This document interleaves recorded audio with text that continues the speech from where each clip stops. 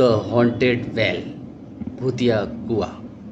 आर्यन को अपने दादाजी पंडित दीनानाथ की मृत्यु के बाद एक पुराना संदूक मिला। उसमें एक नक्शा और खून के धब्बों वाली चिट्ठी थी।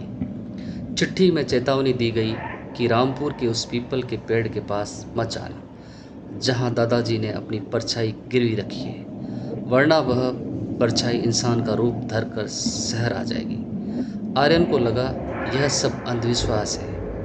वह अपनी टीम, कैमरामैन निशा और साउंड रिकॉर्डिस्ट समीर के साथ रायपुर पहुंचा। गांव घुसते ही अजीब चीज़ें होने लगी। गांव में न कोई बच्चा था, न कोई पक्षी, बस सफ़ेद आंखों वाले बूढ़े लोग।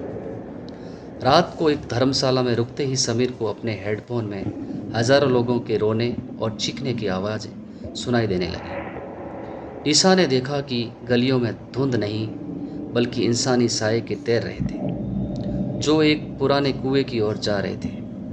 अचानक दरवाजे पर दस्तक हुई और वहां किसी इंसान की तड़पती हुई जीप मिली। आर्यन और उसकी टीम उस कुएं के पास पहुंचे, जो भारी जंजीरों और पत्थरों से बंधा था। जैसे ही आर्यन ने उसे छुआ, जंजीरें पिघल गई। कुएं के अंदर से चीखें गूंजने लगी।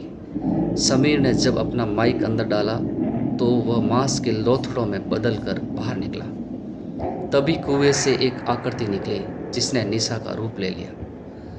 असली निशा आर्यन के पीछे थी, लेकिन कुएं वाली नकली निशा उसे अपनी ओर बुलाने लगी। आर्यन उसकी आंखों में देख बैठा और उसका शरीर सुन्न हो गया।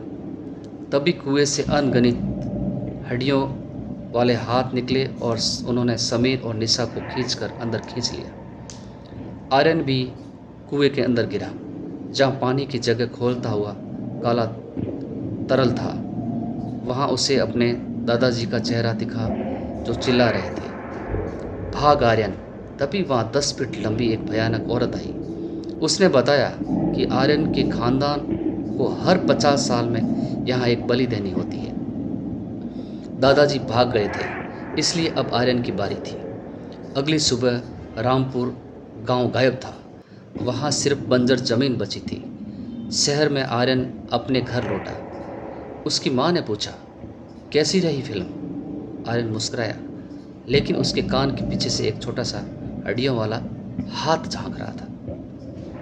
जब वह आईने के सामने से गुजरा तो उसकी कोई परछाई नहीं थी। आईने के अंदर आर्यन की असली रूह कैद थी, जो मदद के लिए चिल्ला रही थी, जबकि वह छलावा आर्यन का शरीर पहनकर उसकी माँ के पास पहुंच चुका था।